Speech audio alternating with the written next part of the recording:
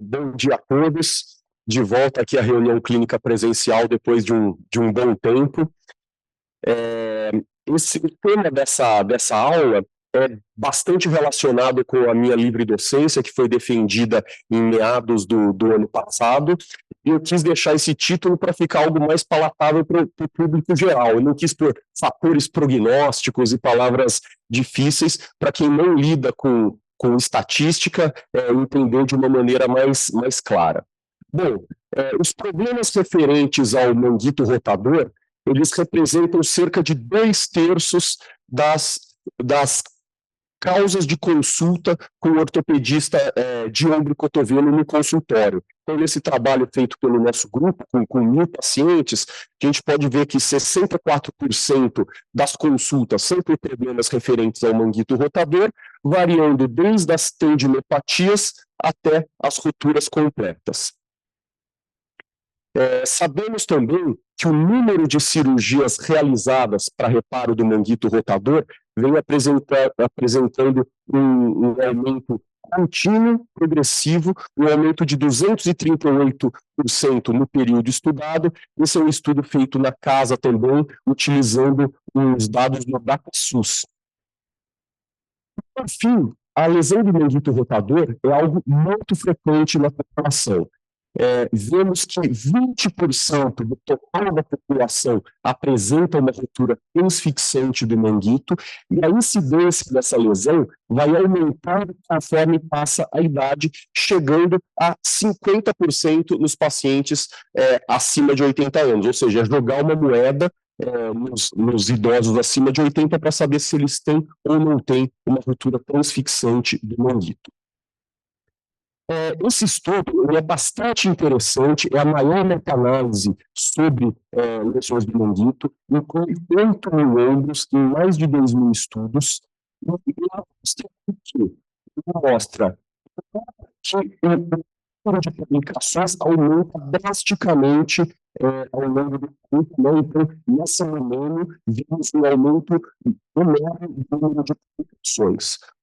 Os scores operatórios, eles se mantêm mais ou menos estáveis ao longo do tempo, e o número de manguitos intactos vem aumentando, mas ainda existe um número de rupturas significativo, tá? Então, cerca de 27% dos pacientes submetidos ao reparo do manguito tem algum grau de ruptura após o reparo. Enquanto os resultados clínicos atingem, em média, 85% do possível. Existem diversos fatores que influenciam o prognóstico de um reparo do manguito rotador. Entre eles, a retração. Então, quanto mais retraída uma lesão, pior o prognóstico do reparo, pior a chance de atingir bons resultados clínicos e maior a chance de ter uma ruptura.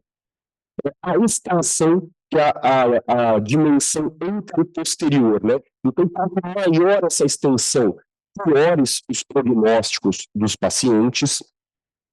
A degeneração gordurosa, que é algo que ocorre em lesões crônicas, o músculo ele vai sendo progressivamente substituído por tecido gorduroso, ele vai sendo infiltrado por gordura.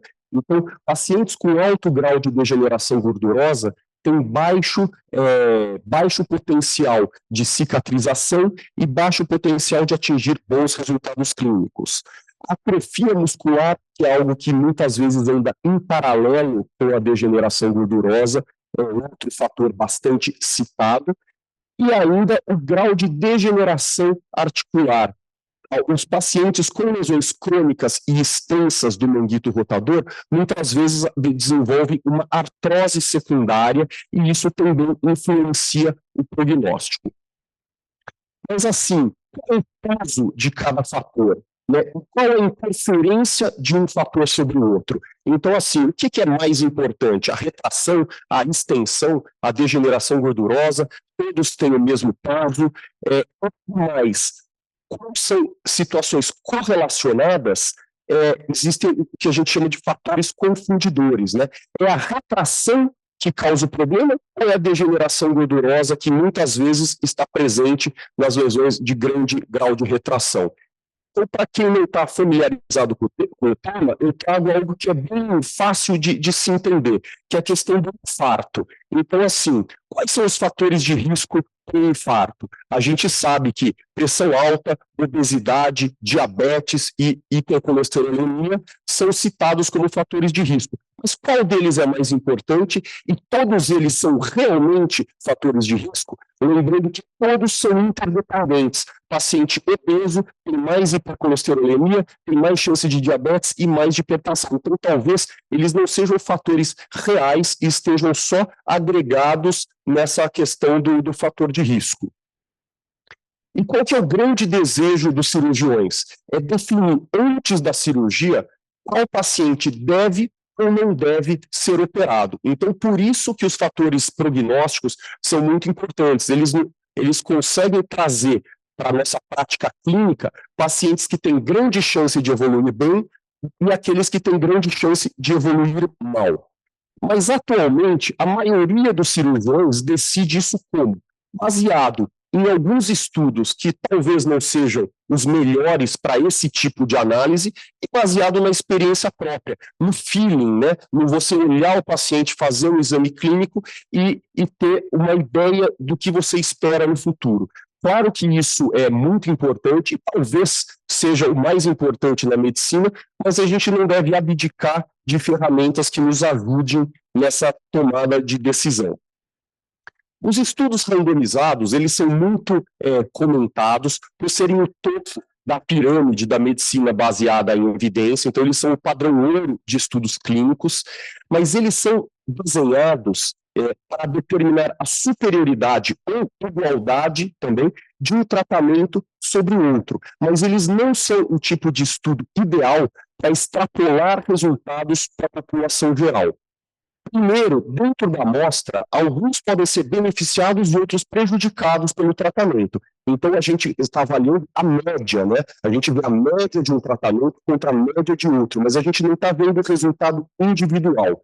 E eles, de maneira estrita, eles não devem ser usados para prever resultados individuais. Então, se você tem um trabalho para manguito que compara, por exemplo, a minha tese de doutorado, usar ou não usar o PRP, e você partir disso, que usar ou não usar o PRP não vai fazer bem para este paciente, é um erro, porque ele é utilizado para a média e não para o paciente individualmente.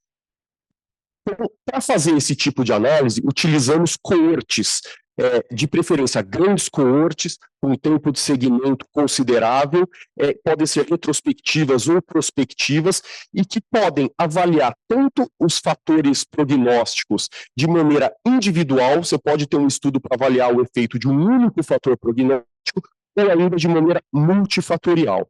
Então, aqui no nosso grupo, já desenvolvemos diversos estudos avaliando fatores individuais. Então, por exemplo, esse trabalho viu o efeito da lesão pré-operatória do subescapular no score pré-operatório do manguito rotador. E vimos que pacientes com lesão do subescapular performam pior do que pacientes sem lesão do subescapular. No outro trabalho, vimos que o padrão da lesão do supraespinal, uma lesão em C, em crescente, uma lesão em L ou uma lesão em U, não influenciam o resultado clínico após o reparo do manguito rotador. Vimos ainda que realizar ou não o reparo do subescapular, sendo que é uma amostra principalmente de lesões do terço superior e boa parte delas parciais, né, lesões pequenas do subescapular, isso não influenciou o resultado clínico também. Um grande problema desse trabalho e das escalas de avaliação é que elas foram feitas no passado, na década de 80, 90, quando pouco se falava do sub e elas vêm mais elevação do que rotações. Então, mas esse trabalho foi importante em mostrar que o subescapular não influencia as ferramentas que a gente tem atualmente para avaliar o reparo do manguito rotador. Trabalho publicado no Shoulder and Elbow.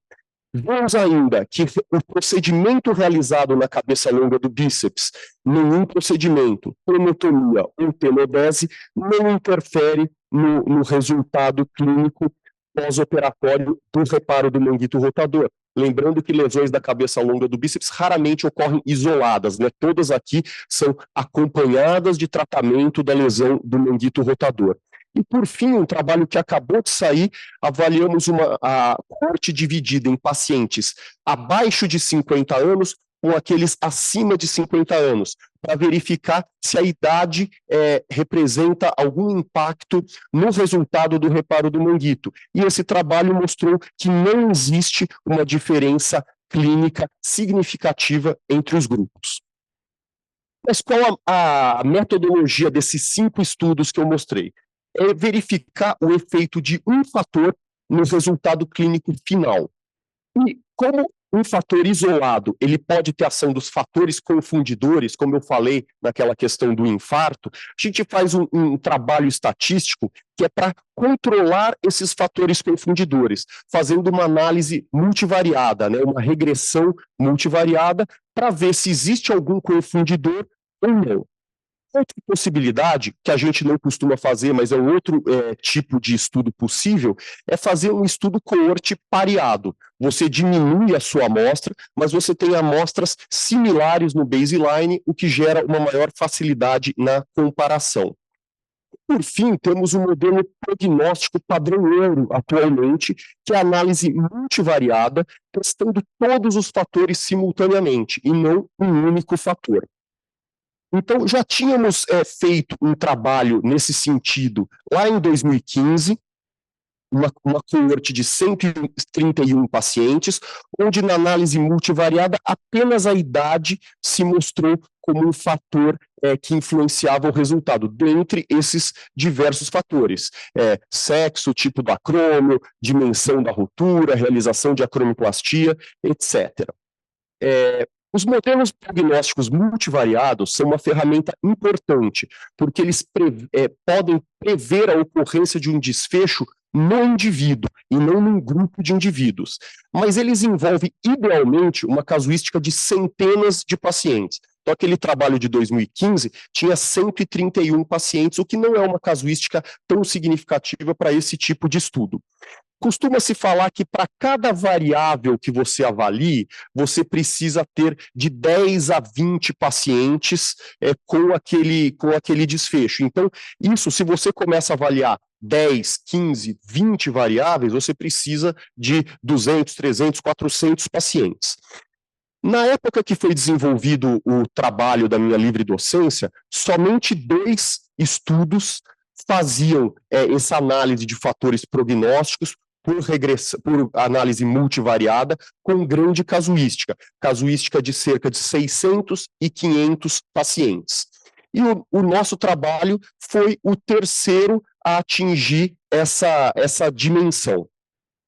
Como eu disse, foi tema da minha livre docência, defendida em julho do ano passado, e ele foi o quê? Um estudo de fatores prognósticos envolvendo 500 ombros de 474 pacientes, com resultados clínicos avaliados ao fim de 2 anos de seguimento. Nós vemos que o reparo do manguito levou a uma melhora significativa dos pacientes, então eles passaram de uma média de 41 e mediana de 41 a uma média de 81, mediana de 88, pela escala ACES, que era o desfecho primário do trabalho. A escala ACES ela é um questionário autoaplicado que vai de 0 a 100 e que envolve tanto perguntas sobre dor como perguntas sobre atividades de vida diária, alcançar uma prateleira alta, alcançar a parte de trás das costas, praticar o esporte de rotina, etc. Então, nós vemos uma melhora significativa e com os pacientes chegando aí a perto dos 85% máximo de melhora que aquela grande meta-análise mostrou, né? Os resultados são bons, mas eles não são excelentes, vamos dizer assim. E nesse trabalho, foi o trabalho dentre esses 3 de análise multivariada que viu o maior número de variáveis. Foram 30 variáveis envolvendo envolvendo variáveis demográficas, sexo, lado dominante, diabetes, etc. Variáveis do exame de imagem, então a espessura da lesão do supra, retração, características da lesão do infra, características da lesão do bíceps, do sub, se o paciente tinha artrose ou não, e variáveis referentes ao procedimento cirúrgico, se fez acromioplastia, se fez procedimento no bíceps, se utilizou fileira simples ou dupla, etc. Então, 30 fatores em 500 ombros. A análise estatística mostrou que são fatores independentes, ou seja, fatores que influenciam o resultado, independentemente de outros fatores confundidores. A idade, quanto maior a idade, ocorre um acréscimo de score, é algo meio contraintuitivo, talvez seja pelo caso de quanto mais idoso a pessoa ter menos demanda, e isso polui o score. Sexo masculino performa melhor, a ausência de doença reumatológica faz performar melhor, menor grau de degeneração gordurosa do supra, a realização da acromioplastia, que é algo que os scores, os trabalhos randomizados mostram que a acromioplastia não funciona, mas nesse trabalho mostrou que a acromioplastia leva a um melhor resultado. Então, isso nesse fato, a gente pode estar diante de algum viés de seleção da amostra, então, ou pode ser que os estudos randomizados não tenham um poder suficiente para chegar nesse resultado, fique em aberto. E a pontuação clínica pré-operatória, quanto melhor o score pré-op, melhor a chance desse score subir consideravelmente. E como que você usa um estudo desses para prever o resultado clínico do paciente?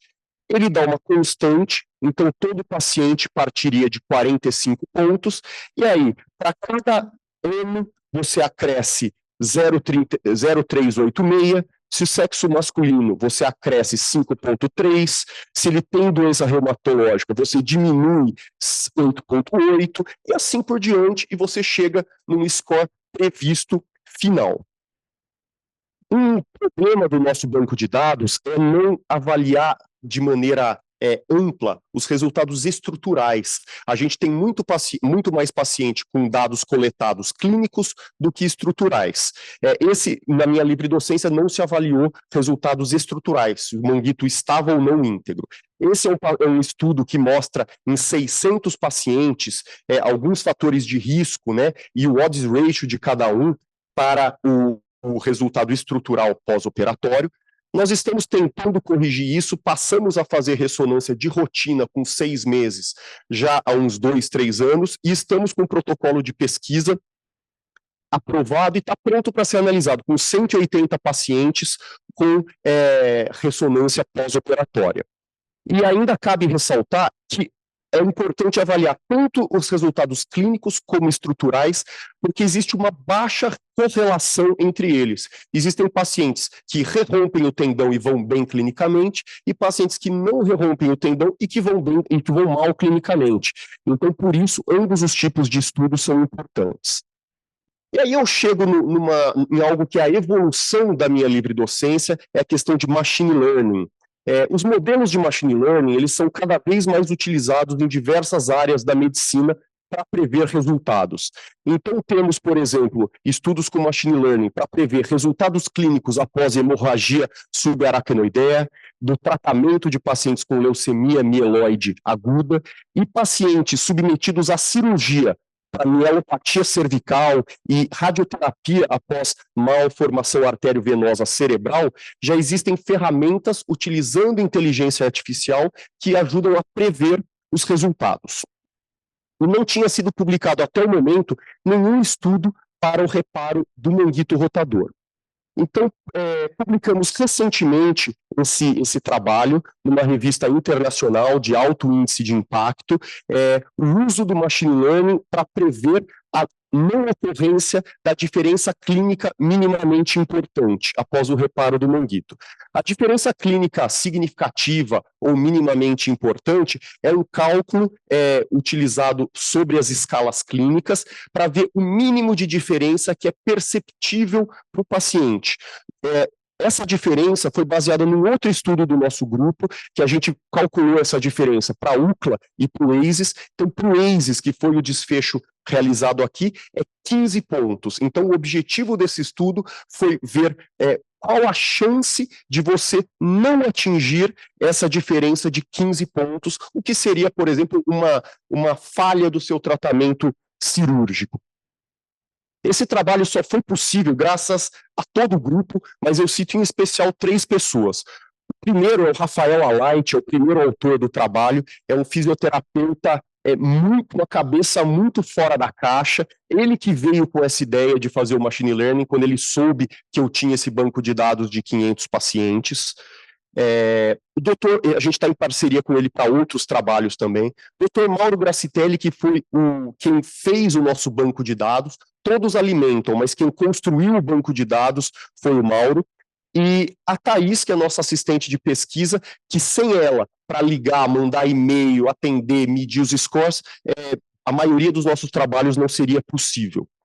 Então, esse trabalho, ele utilizou o mesmo banco de dados da Livre Docência, e como que é utilizado isso para machine learning? Pega os 500 ombros, separa 70% da amostra e põe essa amostra para você treinar os algoritmos. Você põe na máquina e ela fica girando, e isso é uma caixa preta, porque ela não dá uma fórmula, ela dá um resultado. Esse é o grande problema de machine learning a todas as áreas, né? Desde prever aquecimento global, prever o consumo de combustível num carro, etc. Você tem um resultado, mas você não tem o método que a máquina utilizou. E depois você usa 30% da amostra para você testar a sua ferramenta. Então, assim, foram 8 modelos modelos de performance utilizados. O que performou melhor foi o Randall Forest, que teve uma área sobre a curva de 68%. Isso é um modelo que dá um modelo de previsibilidade moderado para bom, não é excelente, certo? O excelente a gente esperaria se fosse acima de 80%, 90%. Mas esse foi o modelo mais importante, e ele gera um gráfico de cores e distribuição de dados que fala o quê? De cima para baixo são os fatores mais importantes para os menos importantes. Ele dá um vermelho, o que gera piora, azul, que gera melhora, e quanto mais denso, maior o efeito também. Então, são 3 situações que ele expõe desse jeito, e com isso, o que é mais importante, permitiu que a gente criasse uma ferramenta para calcular. Eu posso calcular com o paciente na minha sala, na minha frente, eu posso calcular a chance dele chegar na diferença clínica minimamente importante. Então, esse é um print da tela, né? Um QR Code para quem quiser abrir, ele abre num site onde você pode editar os dados. E aqui eu vou mostrar um vídeo exemplificando um cálculo. Então, aqui está grifado a chance de não atingir a diferença clínica minimamente importante. Então, é a chance de falha do tratamento cirúrgico, vamos dizer assim. E quando a gente passa, eu posso ir mudando a idade do paciente, eu posso mudar o sexo, e isso vai mudando em tempo real a previsão de resultado clínico, né? Então, o status de tabagismo, se é uma lesão parcial ou completa, se é uma lesão com menos ou mais retração, grau de degeneração gordurosa, às vezes a máquina demora um pouquinho para pensar, mas assim, então a gente consegue verificar, o vídeo já está terminando, eu estou só correndo aqui até embaixo, para vocês verem que um fator importante é o score pré-operatório. Eu vou subir o score pré-operatório e vocês vão ver que vai diminuir a chance de falha no resultado também.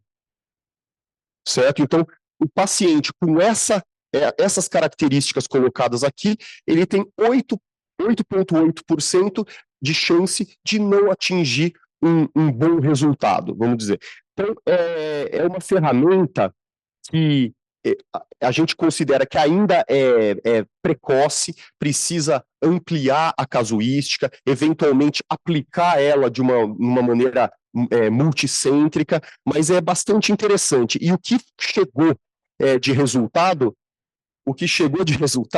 é que essa ferramenta baseada em machine learning, ela tem uma certa habilidade de prever os resultados aos 2 anos, mas a performance ainda é menor do que outros estudos de machine learning para cirurgias ortopédicas. Importante saber que existem bancos de dados, por exemplo, para avaliar resultado de prótese de ombro, com um banco de dados de 10 mil pacientes. Então, aí, quanto maior esse big data, né, melhor.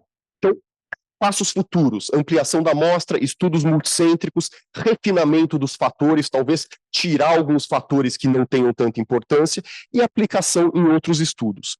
Eu vou deixar aqui algumas mensagens finais, então, que a síndrome do manguito é a principal causa de dor no ombro.